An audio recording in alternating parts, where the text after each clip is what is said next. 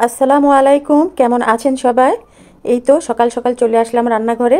আর আজকে নাস্তাতে কি তৈরি করে নিচ্ছি আর কি কি থাকছে সব কিছুই দেখিয়ে দিচ্ছি এক নজরে। এরপরে চলে যাচ্ছি মূল ভিডিওতে। তো আশা করছি যে যেখান থেকে দেখছেন সকলে সুস্থ আছেন, সুন্দর আছেন।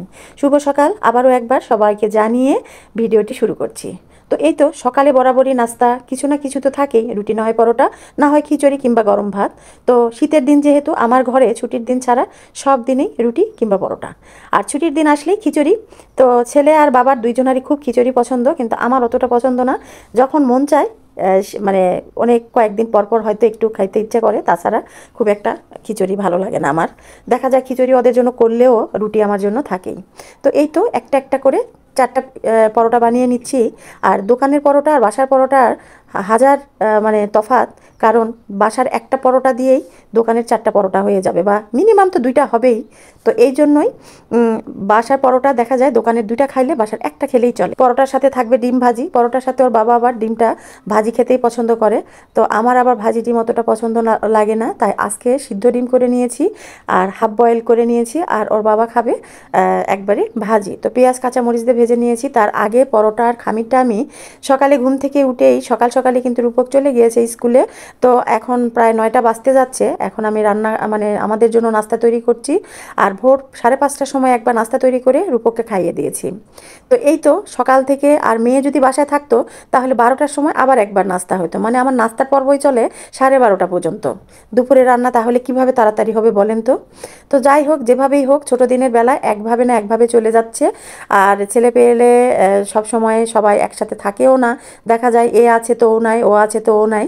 তো যখন এক সময় থাকে ভালোই লাগে, কিন্তু দেরি হোক আর খাইতে দেরি হোক বা কম হোক আর বেশি হোক, সেটার মজাই আলাদা। ছেলে পেলে পাশে থাকলে সেটার মানে মজাটাই আলাদা আসলে। তো এই তো কথা বলতে বলতে কিন্তু আমি 3টা 4টা পরোটা বানিয়ে নিলাম। আর পরোটা আমার যেমন তেমন হলে চলে না, আমি পরোটাটা রুটিতে নজর না দিলেও পরোটাতে প্রচুর মানে নজর দেই। কারণ পরোটা যদি না ফুলে আর আমার মনের মতো না হয়, তাহলে সেই পরোটা আমি খেতে পারবো না। পরোটা ফুলে একবারে দুমদুমা হয়ে যাবে, সেটা তো দেখতেই পেলেন। এক একটা পরোটা প্রায় ফুটবল আকৃতি হয়ে গিয়েছিল। তো এরকম পরোটা হলে কি হয়, ভিতরে প্রত্যেকটা ভাঁজ একটা একটা করে একবারে গোনা যায় পরতে পরতে, আর এটা খেতেও খুব ভালো লাগে। তো পরোটার অনেক রেসিপি আমার আছে, কিভাবে কোন পরোটা কী দিয়ে বানাই। তো আপনারা যাদের প্রয়োজন তারা দেখে নেবেন, আর আমার ভিডিও লিঙ্কেই দেওয়া আছে।